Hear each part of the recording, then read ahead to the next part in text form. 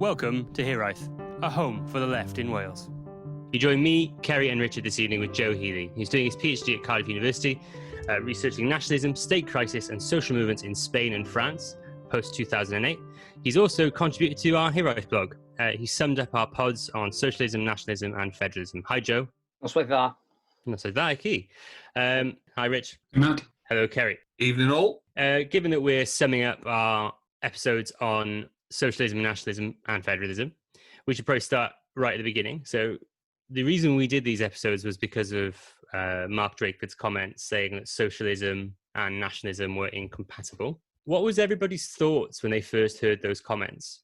Rich? Well, it's very much what you'd expect from a Welsh Labour First Minister, isn't it? That's the stock answer which has been given for some time. And I think, as we've discussed previously in our pod about independence, we've heard more about this idea of ambivalent unionism within Welsh Labour, which is a massive distinction with Labour elsewhere in Britain.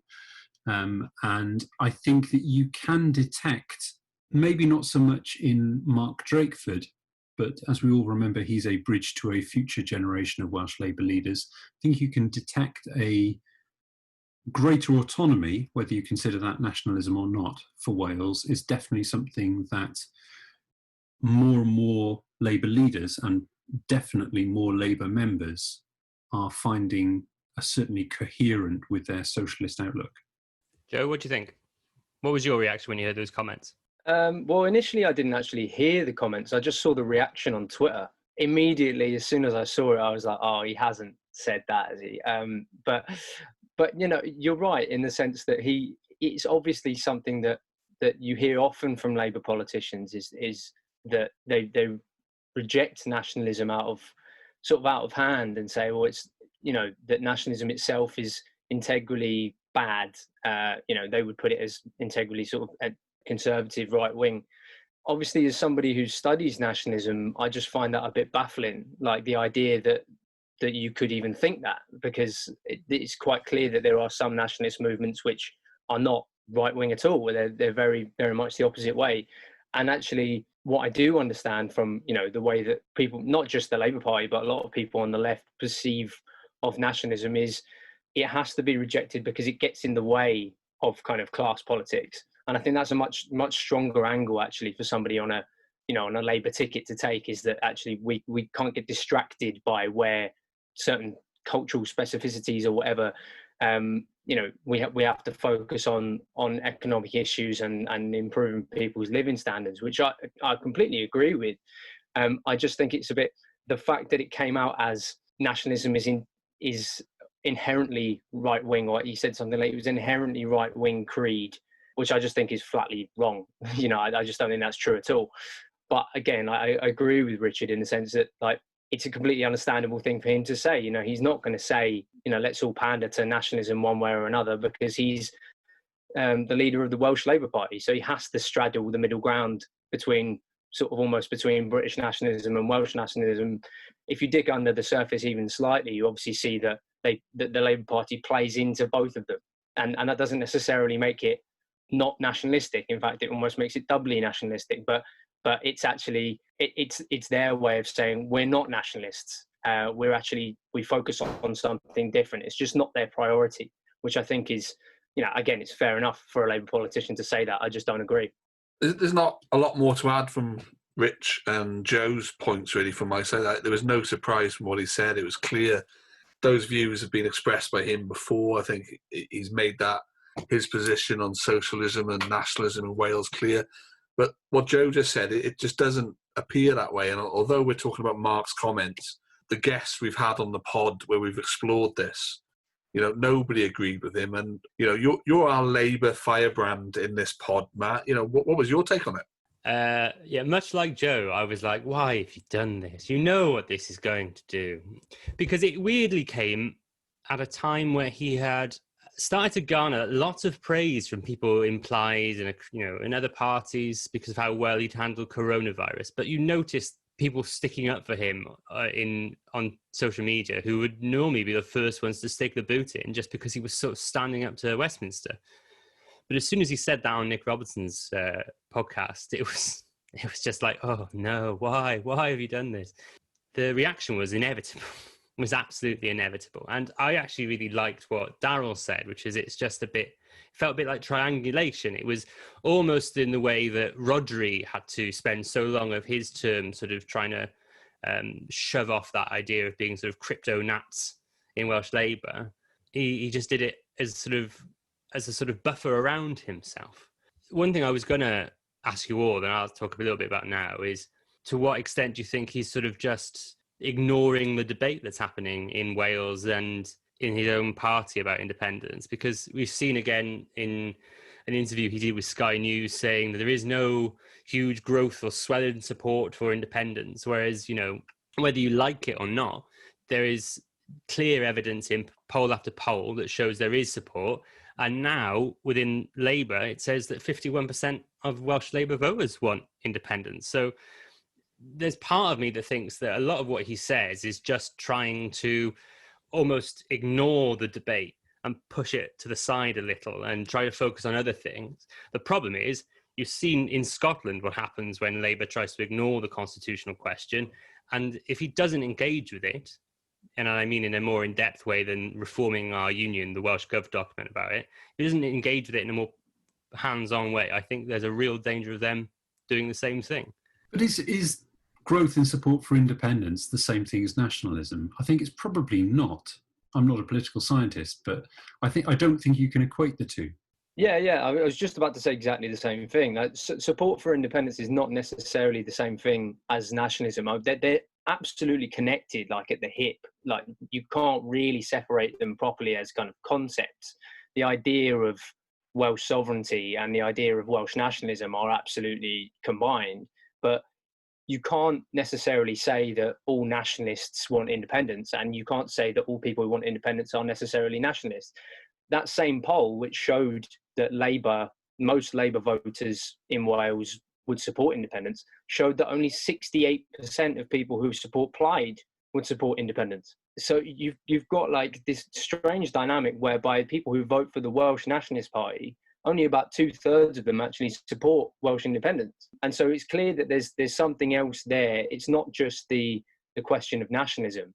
It's the question of where does power lie, what best serves the interests that you want to achieve. Because I think a lot of people who support or are moving towards being indie curious now in Wales are doing so not because they necessarily believe in Welsh sovereignty or Welsh issues above British issues, but simply because they see that as a better vehicle for the kind of policies that they want to implement than the UK as a whole. And I have to say that I completely sympathise with that. I moved to Wales less than 10 years ago, about 8 years ago.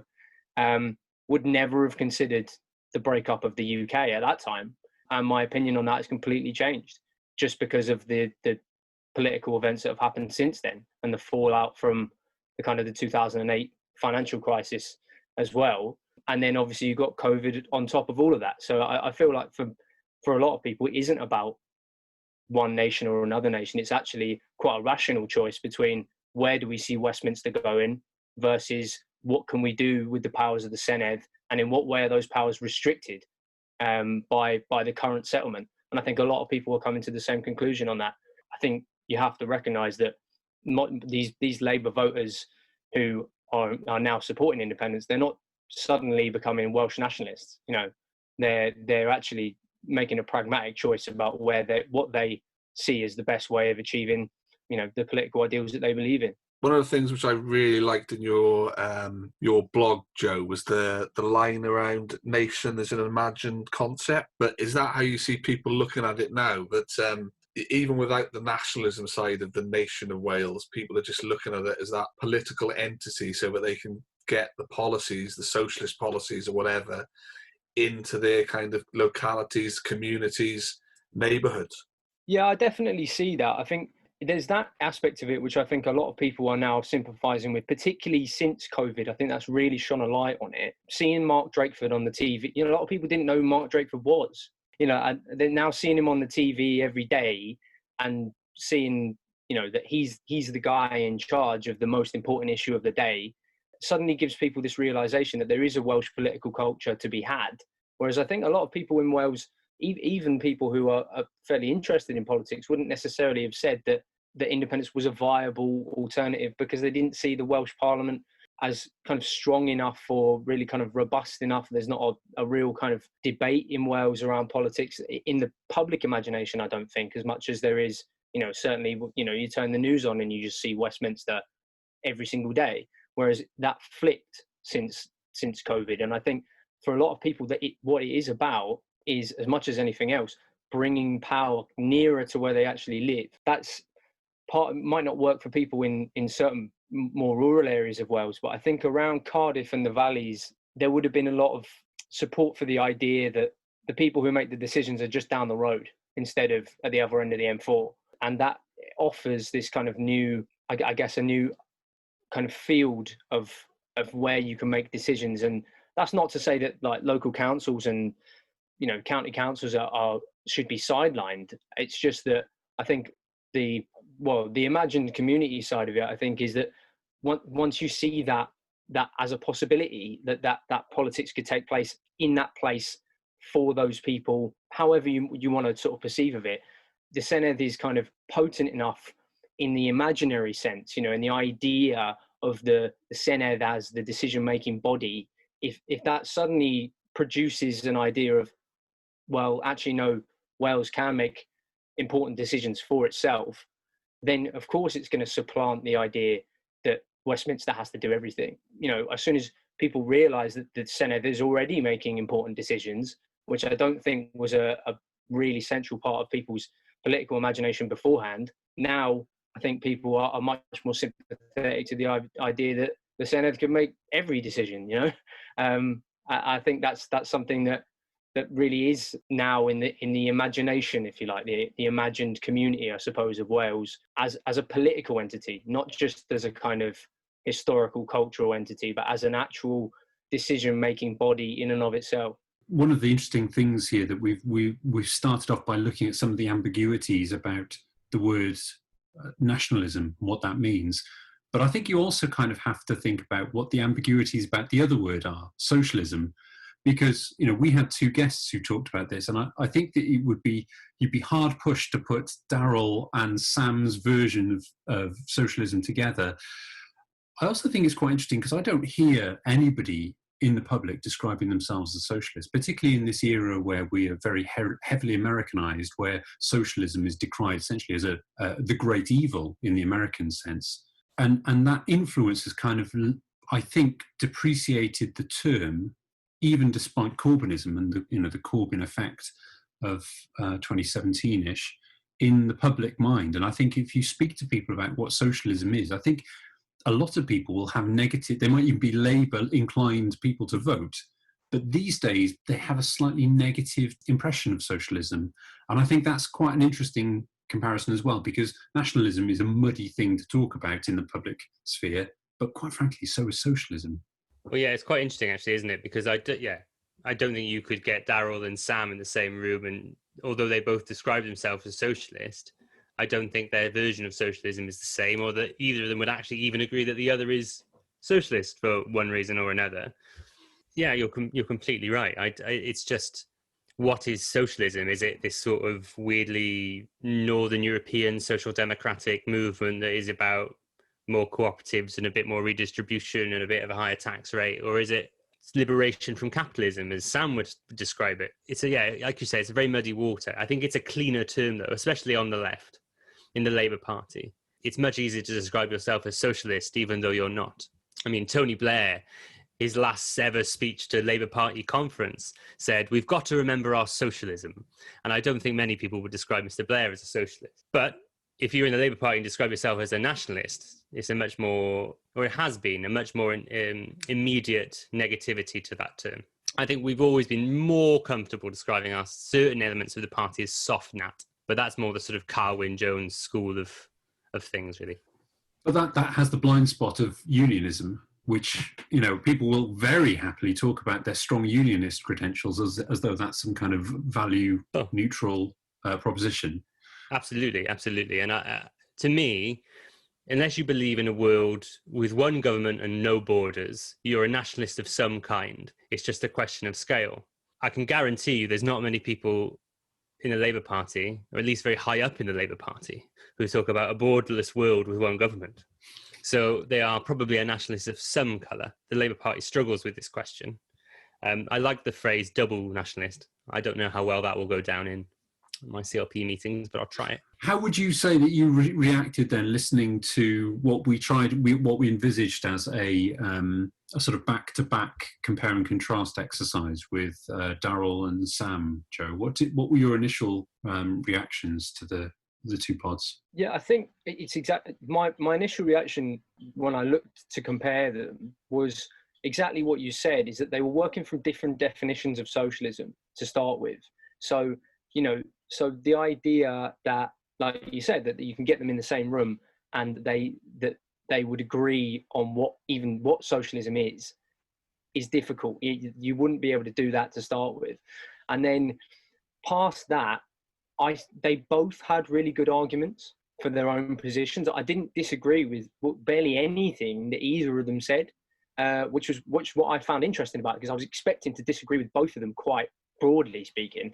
But actually, no, I didn't. And there was a lot that they agreed on between themselves. But I think there were a couple of things which I found really interesting about.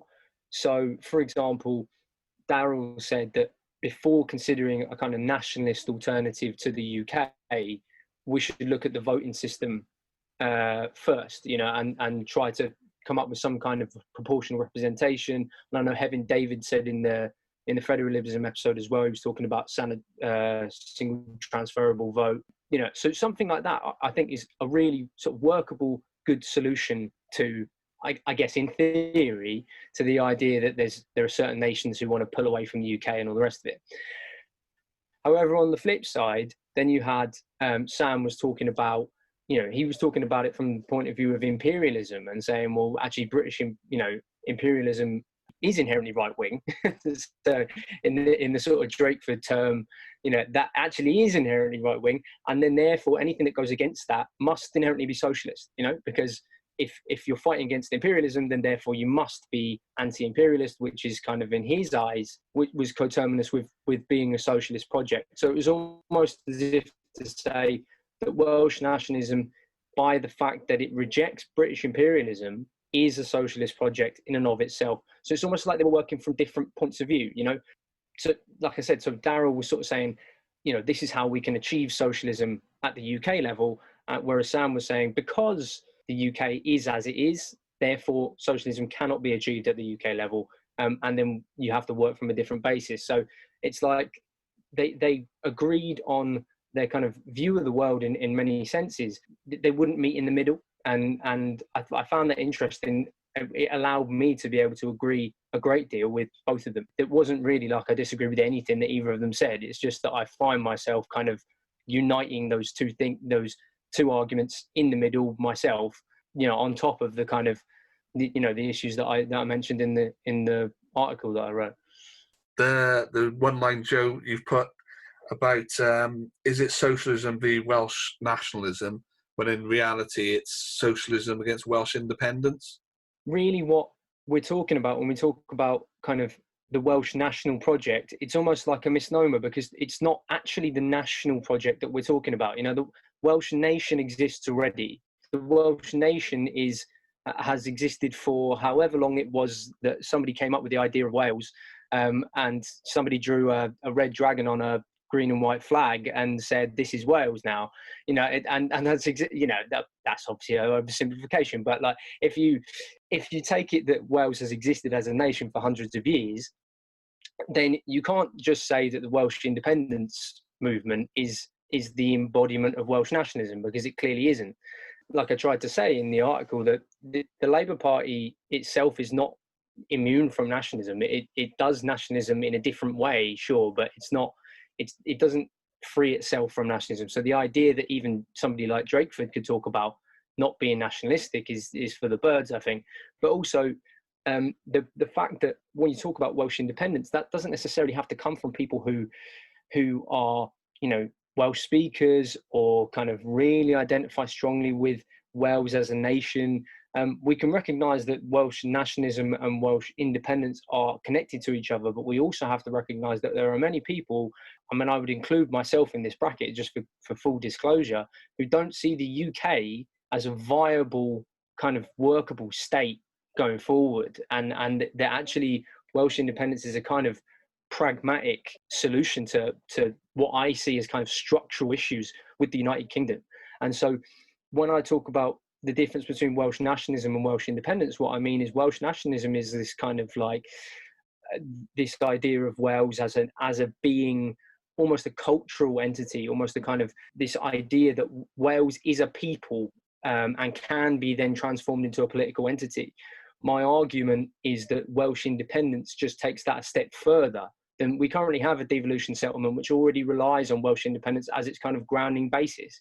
So all Welsh independence is taking that one step further, as to say Wales should have the power to do whatever it wants to do and not have to worry about kind of sign off from Westminster. And really that's, you know, the argument, I think, for me anyways, it comes across as more, even though I involve it a lot, and I say, you know, I do say this in the article as well, like Welsh nationalism and British nationalism actually are inseparable from the states. You know, the theoretical Welsh state will inherently be Welsh, will be nationalistic, and the British state is nationalistic too. And it's about involving the ideas of what those two nationalisms mean on their own terms, and then also what the kind of power that you would like theoretical independent Wales to have versus the power that it has now, and the kind of results of what that means for the people of Wales. And of course, I know that there are sort of big holes in that in terms of like what happens to the people in England that you leave behind. And at the end, it's always going to come down to some extent to nationalism, because people who are going to choose one way or the other, you know, not necessarily, I mean, Heaven David said this as well, that there will be people who are always going to be pro-Welsh independence. No matter what that means, there will be people who always believe in it. And there will be people on the opposite side who always believe in the Union and will not give that up because they are essentially British nationalists. But I think a lot of us think differently and fall somewhere in the middle. And it's kind of about pulling out why we think that a certain structure, a certain institution doesn't work, and why a different one would work instead. And I think really that's what Welsh independence is about, as opposed to Welsh nationalism just on its own terms. Yeah, I think that's a very astute observation. And you just to kind of draw on what you were just saying, I think the interesting thing in the time that we are now to be having this discussion is the push and pull factors. There's always been a pull factor of among a certain community in Wales, wherever you are on the political spectrum, to see some form of home rule or total independence or partial independence. But what makes this such a pertinent discussion to have now is the push factors in the relation to Scotland and Northern Ireland and their future, but also the particular brand of pretty hardcore nationalism that is in charge of Westminster. That alone is such a strong push factor that it is creating the comfortable relationship between a lot of people who would consider themselves left-leaning socialists, for whom a national project has never been a priority, and an independent Wales or an independent Scotland, or, you know, a part of England, for example, to have greater autonomy to protect itself from the, you know, very strong nationalism and right nationalism that has utterly gripped Westminster right now. Well, yeah, certainly from people on the left, like I said, the people in the Labour Party who are now more in favour of independence are motivated by a range of different things, such as realising that the chances of Labour winning in Westminster are greatly weakened. There's Brexit. It's the sort of looking at Westminster and questioning whether socialism is possible when that is what you're dealing with, when Westminster is what you're dealing with. It's very interesting, and this is what Darryl, you know, we talked about this with Darryl, whether Westminster is actually capable of delivering socialism, true socialism. And yes, it's true that Westminster did deliver the NHS, and it's delivered other things since then, once. But but subsequently to that, it seems to have gone backwards. We've gone so far backwards from the Attlee government. So it's hard for people who live in Wales who constantly vote for socialist. I'm using that in a way that would annoy Sam Parry, but we'll say it: a socialist party, a social democratic party of the left, who seem to always vote Labour, but always get a Tory government at Westminster, is going to push you in that direction. And there's another thing that Hugh Williams said in an article he wrote for the Welsh Fabians for about 2 years ago now, which is that he doesn't think that people who are younger generations see the unitary state as something that is normal. They've grown up with devolution. So devolution in itself existing is a push factor.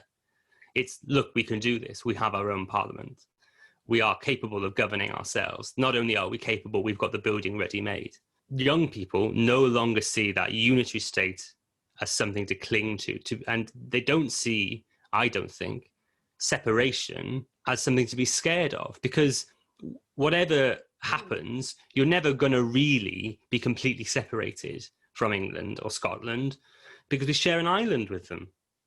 So I think the younger generation especially is less scared of what comes next than the generations that have come before. I find that really interesting that you'd say that about the Welsh Parliament's existence, the very existence of devolution pushing people towards independence.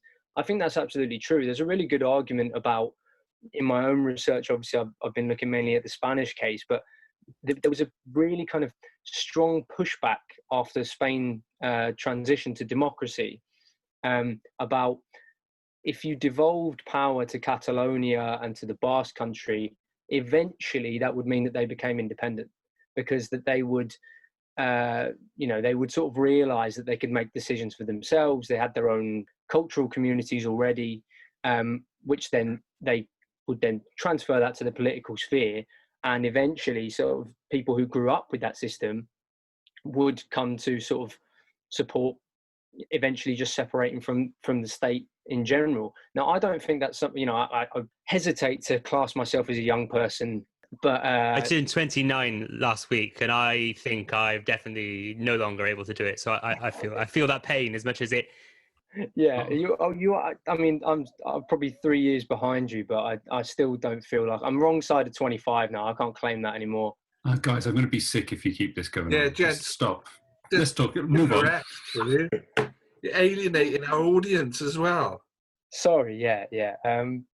So the younger people in Catalonia, at least, do lean towards independence, and there's a good argument as to that is because they grew up with the system, the devolved system, and not just the devolved parliament and the idea that the nation, if you like, could make decisions for itself, but also the fact that they've grown up with inside the systems of that parliament. So it's not just looking at the parliament and saying, we've got a government, therefore we can make every single decision on our own. It's also, you've grown up with a devolved education system, which is specifically Welsh, which is in some way is bound to be nationalistic in one way or another, arguably more so in the Catalan case for reasons I won't get into than in the Welsh case. But if you've grown up with that system, you would obviously sort of almost naturally come to the conclusion that there is something valuable in that on its own terms. And so aside from younger people just being sort of generally more maybe open to new ideas and not as wedded to the kind of the old ideas of British nationalism and the kind of the way that British nationalism sort of relies on empire and, the memory of the Second World War and all this stuff, which is now almost falling out of living memory. There's also the aspect of, like you say, the fact that the institutions are already there for young people.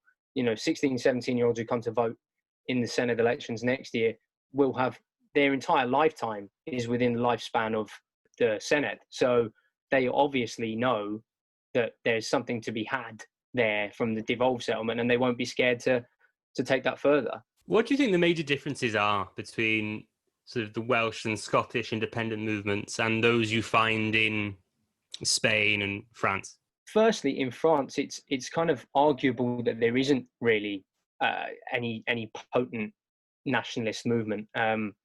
Corsica is maybe one example, but I think even there, it's kind of, there are two nationalist parties. One of them wants independence and the other one doesn't. And this is what I mean about the ambiguity of nationalism. Like, you can get a nationalist party that doesn't believe in independence.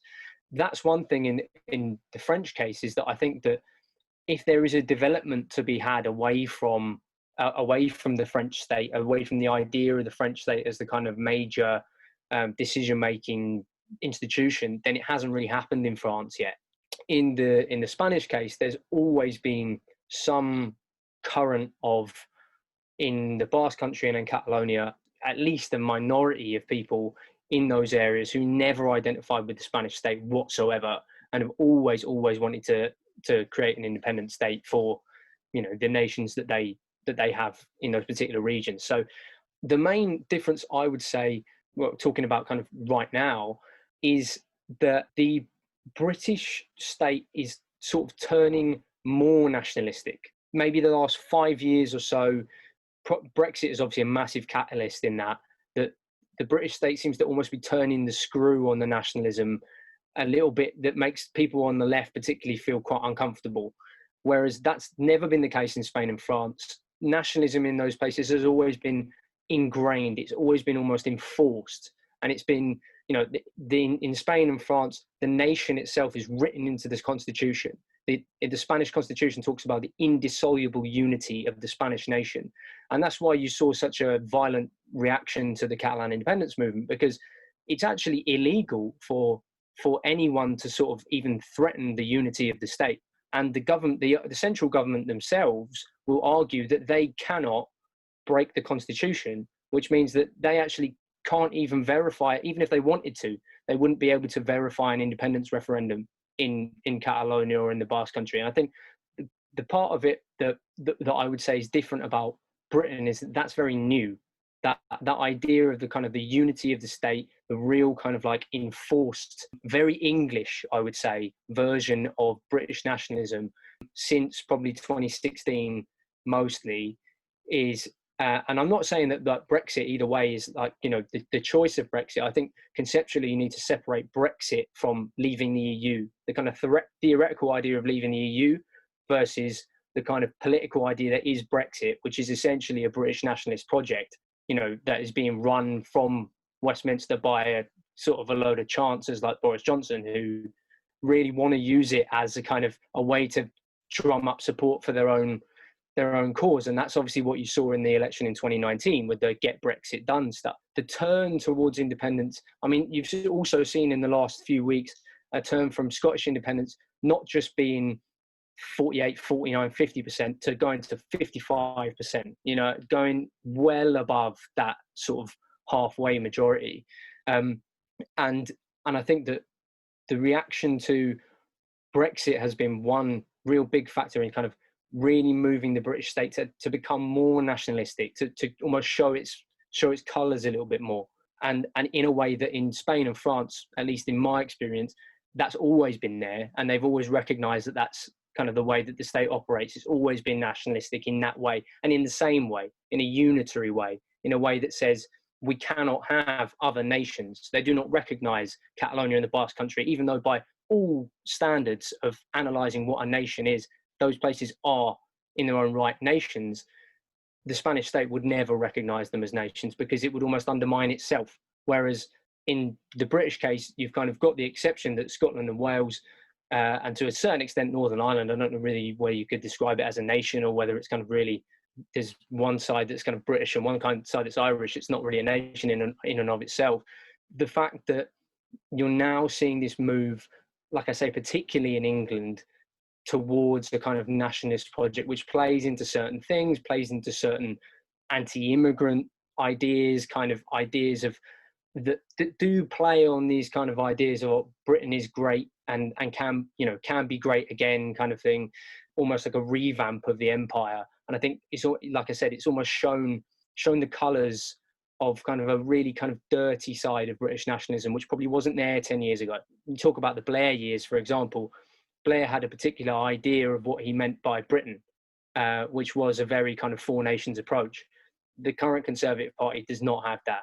It doesn't even really try to keep Scotland on board. It's just essentially saying, you know, we have a certain set of values and we'll follow them, and that's what they seem to believe in. So it's the movement towards those that has, I think, catalysed the ideas of Welsh and Scottish independence, rather than that having always been historically that way. So you think you'd rather be a Scottish independence campaigner in Britain or a Catalonian independence campaigner in Spain?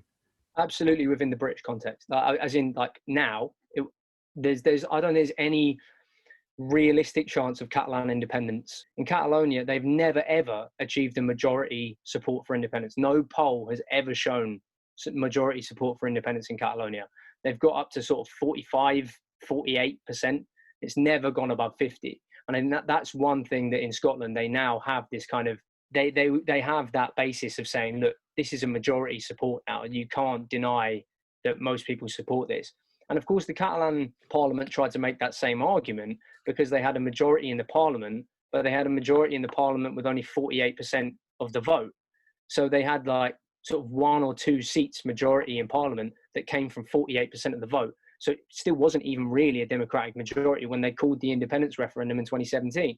So if your main goal is Scottish independence, you could not have picked a better time really to go for independence on its own terms, because the British state is essentially pursuing a direction that directly polarizes Westminster from Edinburgh, and the same can be said about Welsh independence or the Welsh independence movement as well.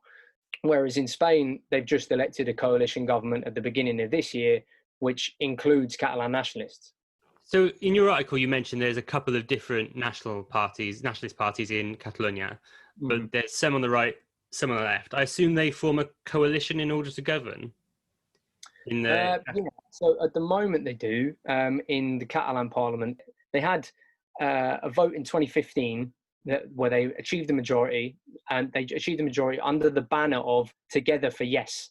So Yes being pro-independence, right? So there was the small kind of far left party, and then the kind of social democratic party and the centre right party, and they all kind of banded together and ran under this same ticket that said, Together for pro-independence. They achieved this majority under that ticket, and then they governed as a group with they didn't do anything in terms of policy. They just headed towards an independence referendum. That's what they wanted to do. That's what they said they were going to do.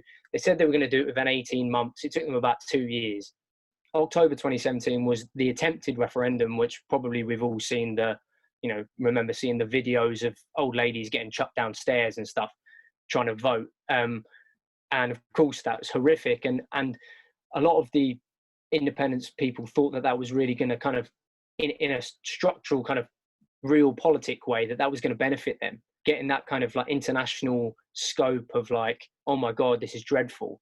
But it didn't. And so what essentially happened instead was the Spanish, which at the time was a conservative Spanish government, so they called an election for the Catalan parliament. So they kind of overrode the Catalan parliament's devolved settlement, put in sort of emergency measures, called an election, thinking if we can get the independence majority out, then the problem will be solved, because they can't do anything anymore. They can't push towards independence if they haven't got a majority.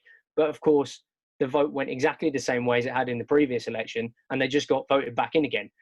The difference is that now the far right has massively come on the scene in Spain in the last couple of years, and the Catalan nationalists are actually certainly the left-leaning Catalan nationalists are actually quite scared that the far right might join a governing coalition in Madrid with the right-wing parties, and they would actually seek to sort of dissolve them as parties, because the far right in Spain wants to dissolve, thinks that the Catalan Nationalist Party shouldn't even be allowed. They shouldn't be allowed nationalist parties. And that's what I mean about the ingrained nature of the Spanish nation. You would never get that in Britain. You would never get somebody in Westminster saying Plaid Cymru should be banned. But that's what the far right in Spain is saying. Sounds a little bit like Dan Miller talking about Labour for Independent Wales. Well, best publicity that group had ever, by the way. Best publicity ever. Getting name checked in the Senate. The other pod which we're looking at is the Federalism pod.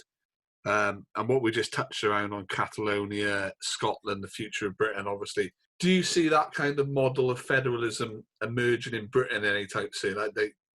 Could that happen? Well, the first thing I'd say is that I wouldn't classify Spain as a federal model. They certainly don't. They wouldn't say it's federal.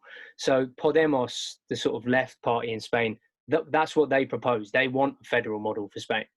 At the moment, they've got what is essentially sort of devolution on steroids, but they've not quite got a federal model. But I think that there are certain things that you can take from it. So, for example, you've of course got the Catalan region has its own police force and its own kind of judiciary system, but then you've got in the Basque country they actually have full kind of tax raising powers, which Catalonia has been after for a long time, which they don't have parity with each other, right? So in both cases you could in theory see a system where I think Britain could in theory move towards that kind of system, but I think it would take, in a weird way, it would take the Conservatives to come round to that to try to save the Union.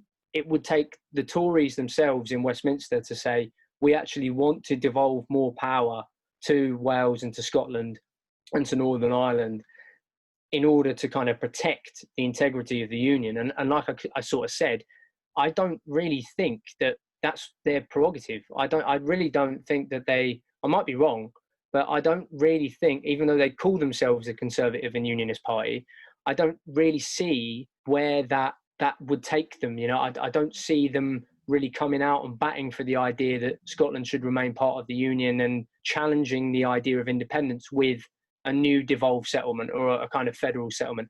I don't see it coming from the government. And in the meantime, you've kind of got a Labour Party which seems to be, I mean, certainly in Scotland is just like all over the place on the issue. I don't even think they know where they stand on it. And then, of course, in Wales, we've got most of the Labour Party believes in the current devolved settlement and sort of refuses to really budge away from it. I know there are obviously exceptions like Colwyn Jones, but I think a lot of people in Labour have to move towards federalism in order to kind of almost to save the Union. It sort of almost has to become broken up a little bit more in order to save itself, because otherwise you're just going to get these kind of issues will keep coming up as long as people are losing faith in Westminster. And the problem is that the Conservatives are in Westminster and they don't seem to be really holding those kind of views. They don't seem to want to devolve more power. So I don't know. I don't know whether I'd be hopeful for that kind of thing, but it would be interesting to see if that would be something that comes out of, say, the Senate elections and the Scottish Parliament elections next year. If really strong kind of so-called nationalist support comes from them, you might get a sort of about turn from Westminster on that issue. But I'll be honest and say I don't see it happening. There are quite a lot of people now, especially since Keir's election, who are, our position has been for a while, really, whether formally or informally, that we want a constitutional convention that would probably result in some sort of federalism. There's never any real detail on that, because the actual conversation that you then need to have is a really difficult one, primarily because of England more than anything else, and also because the buy-in that you need from people in Scotland.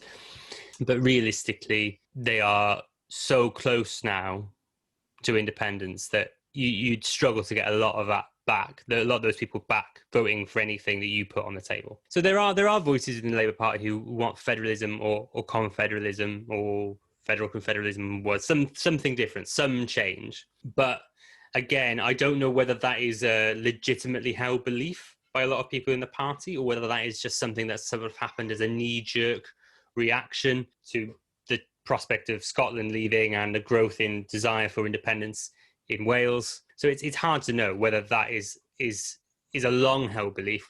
Legitimate is unfair. I think a lot of people legitimately realise there is a problem, but whether that's a long-held belief or whether that's something that has sort of just appeared because it seems like it will solve the problem, whereas realistically it won't.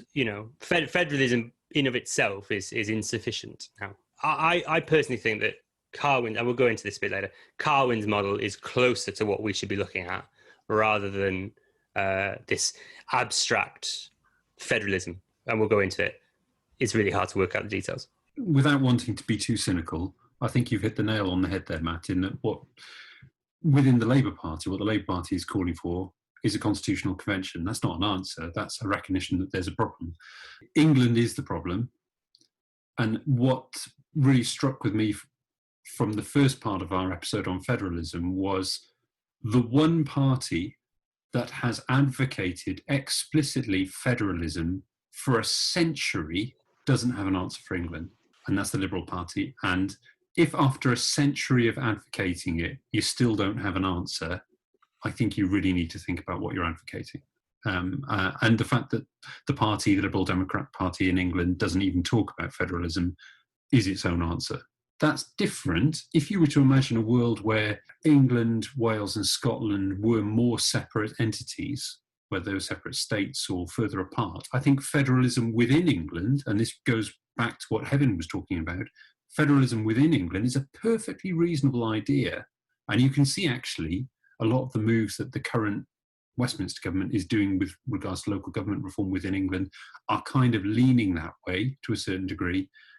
But you can't mix models within the same state. You can't have a multinational, nationally devolved state and federalism. The only way that federalism could have worked on Britain, ignoring Northern Ireland for one moment, like the British state has for 100 years, is if you'd followed the Kinnock model of devolution from the 1970s, which would be to pretend that Britain is not a multinational state. Britain is just an island, and we're going to cut it into territories that have more or less economic boundaries, and federalism could work on that basis. But the moment that you recognise that Wales and Scotland are distinct from England, federalism across the island under a single federal government cannot work. And I think that's the reason why Carwyn Jones and, to give them their credit, Conservative peer Lord Salisbury, many other people elsewhere have looked at the confederal model. If you want to keep the union together, you have to recognise that it is now a multinational state and use that as your benchmark to your launchpad to go off and explore other ways of managing that state. I think that's why the Lib Dems never talk about federalism outside of Wales and Scotland, because it just can't work, in my humble opinion. It's pretty helpful to everyone at the moment if we just sort of define the difference between federalism and confederalism for the uninitiated. To me, broadly speaking, it's about where the power, who the ultimate arbiter of the power is. So in a federal system, each constituent part feeds into a centre. But in a confederal model, it works the other way. So power goes out from the centre and each part is empowered.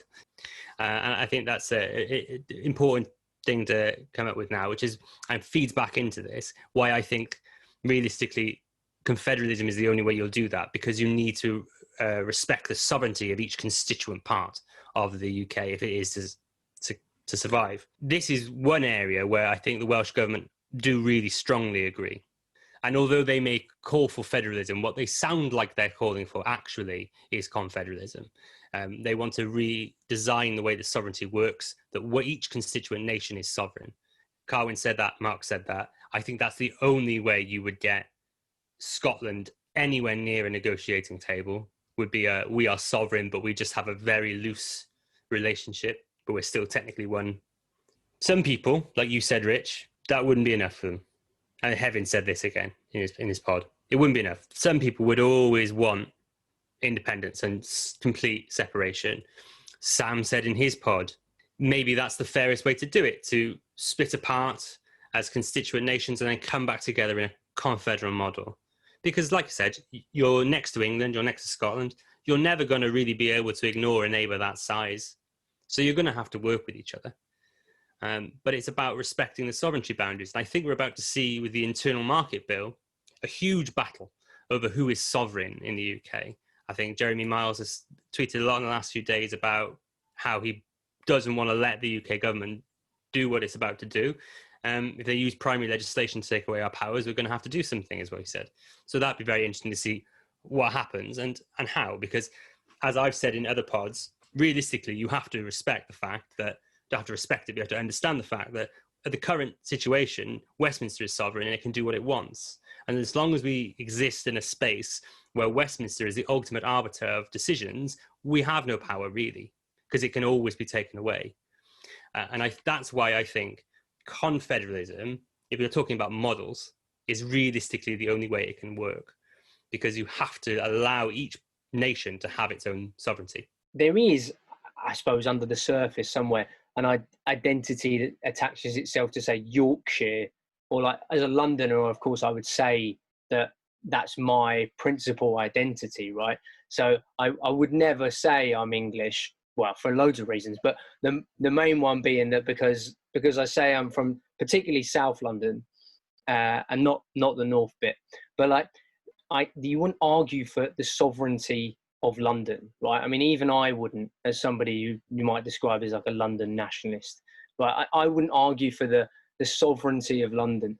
People argue for British sovereignty all the time, Welsh sovereignty, Scottish sovereignty, obviously in the independence movements.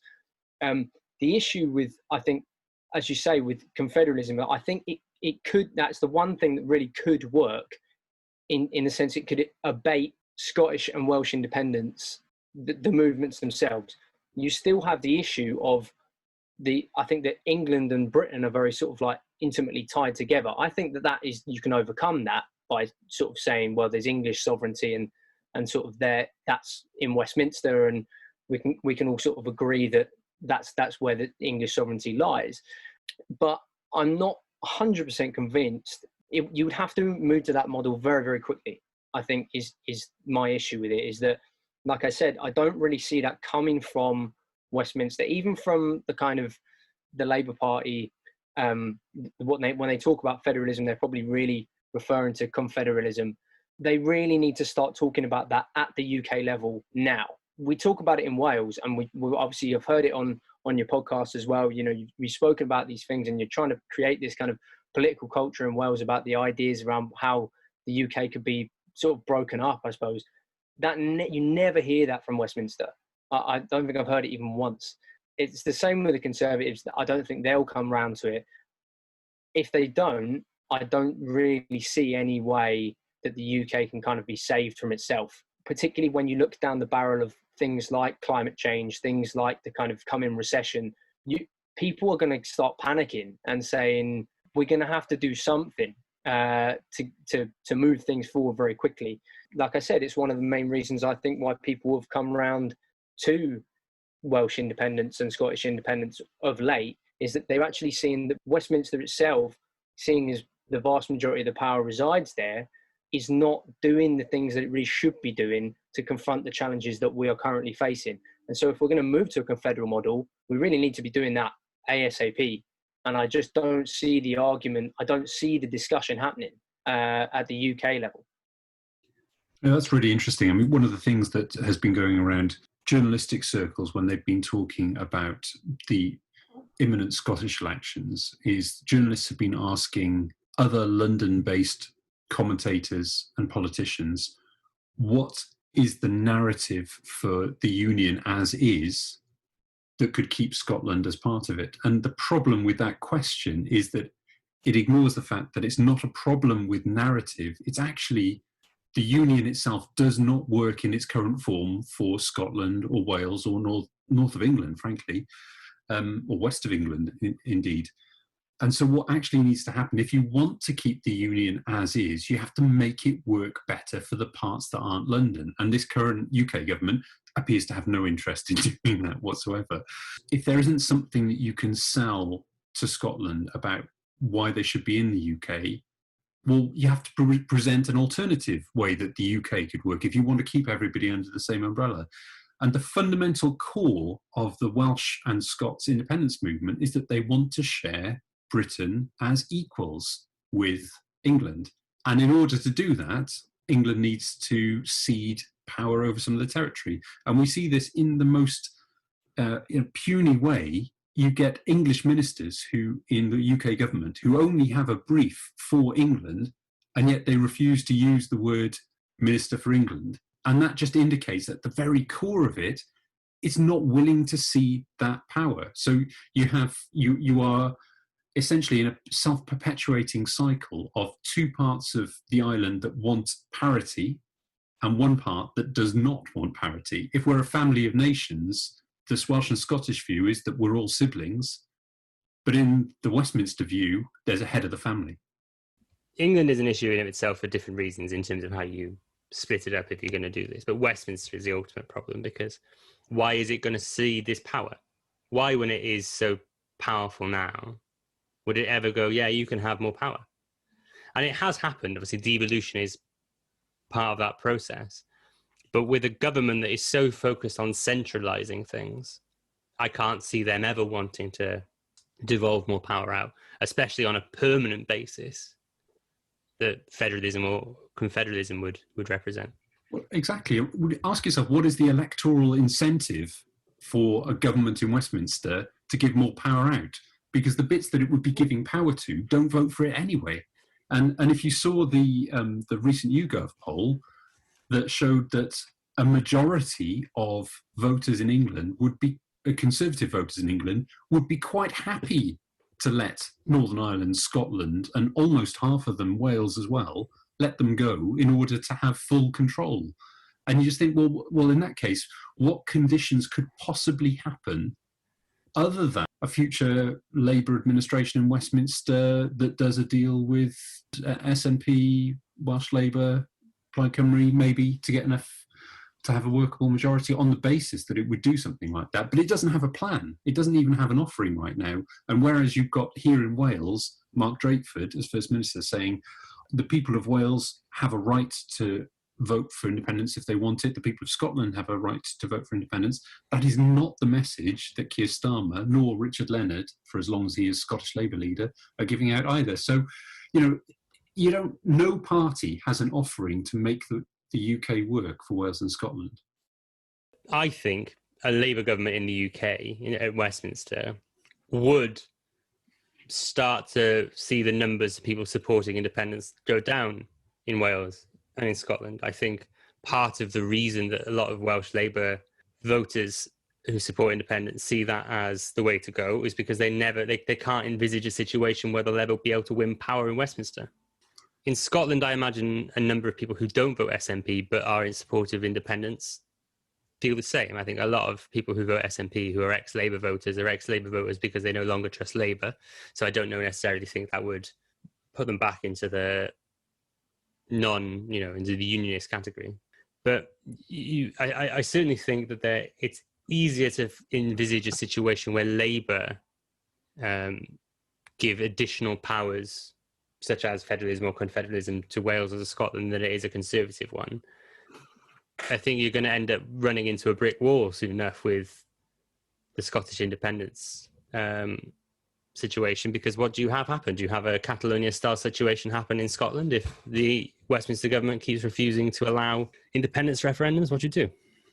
I think that Labour being in power is still it's a much easier path to it happening, I think, than ever happening under the Tories.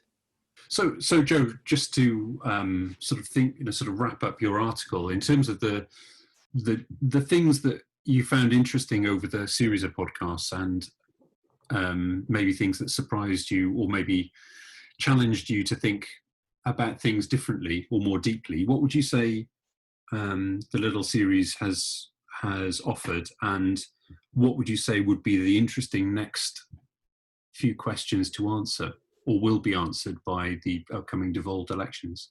That's a really good question. I think that the main point that I think that really came to me out from the fact that you've done 3 different podcast episodes about sort of three different angles, if you like.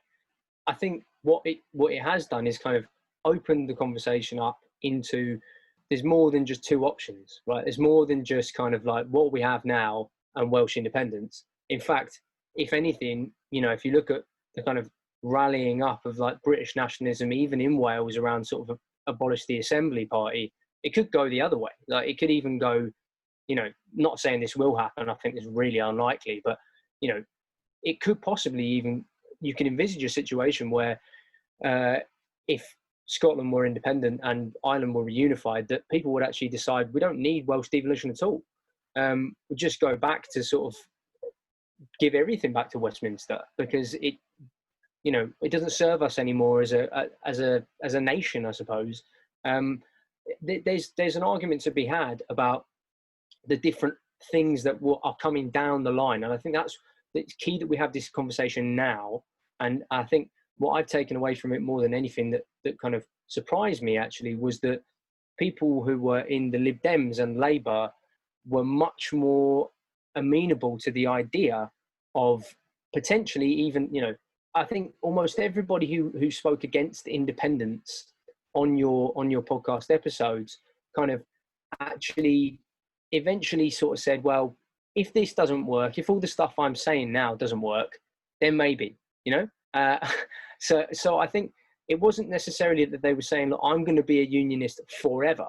I think they actually, they were coming up with what they believed were workable alternatives, but actually saying, well, no, if this doesn't work, if we find out that this is a bad idea, then actually we could consider independence. And I think the argument of Darrell and of Hevin, I certainly remember, was essentially, look, we've got to try these things because they haven't been tried yet. And, we've got to try a federal model. We've got to try changing the voting system. And they, in their eyes, that would make, it certainly would make the UK more democratic. I can absolutely agree with them on that. But in their eyes, it would kind of also serve to abate the argument around independence. And I'm not convinced that that's the case. But what I would say is that it's important that those views are also out there, because I think a lot of people on the independent side also don't understand that actually Labour or the Lib Dems or whoever are actually open to the idea of changing the current model, that they actually are. There is a variety of opinion. There is a complete, across the whole broad spectrum of ideas of constitutional reform. There's all of that. And actually shocked me the extent to which they were amenable to certain different ideas in certain different contexts. So for me, I felt like it clarified a lot for me about even my own position on it, because I have never been 100% sold on probably any political idea, let alone completely reforming the British Constitution or destroying Britain as a state. So I think that it's, for me, it's offered a huge amount of clarity, I suppose, is the best word I can give to it, and also just like I say, it's the right time to have this conversation. It's that we are in a context where, as we've said already, it's the perfect time if you wanted to become independent from the UK. It's almost like everything's pointing in that direction, and I think it's really important to kind of consider what comes next, whether or not Scotland becomes independent, whether or not the Welsh independence movement continues to grow. What workable solutions will come, particularly with the Senate elections next year? Who's proposing what, essentially, it would be my question on it. Because actually, if you just watched the kind of live debates before, I'm sure before the election, there'll be debates about the issue of independence, and there'll be debates about the issue of possibly even federalism, but it won't come out in, I think, in the detail that you've covered in the podcast. And I think that's really what's been really useful, is the fact that you've actually been able to see the complete variety of different possibilities. On that note, Joe, thank you so much for joining us this evening for our review. This has been a mammoth episode. Thank you so much for all your thoughts, your article before. It's been really great to have you on.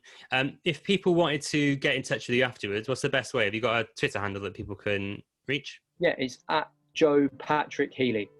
Wonderful. Thank you, Joe. Thank you also to Rich. Cheers, mate. And to Kerry. Thank you, gents. If you've enjoyed what you've heard so far, please try and find us on Facebook at HiraethBlogCymru, on Medium at HiraethBlogCymru, where you can also read Joe's wonderful article, and on Twitter at HiraethBlog. Thank you for listening to Hiraeth. If you like what you heard, please don't forget to subscribe, rate and review.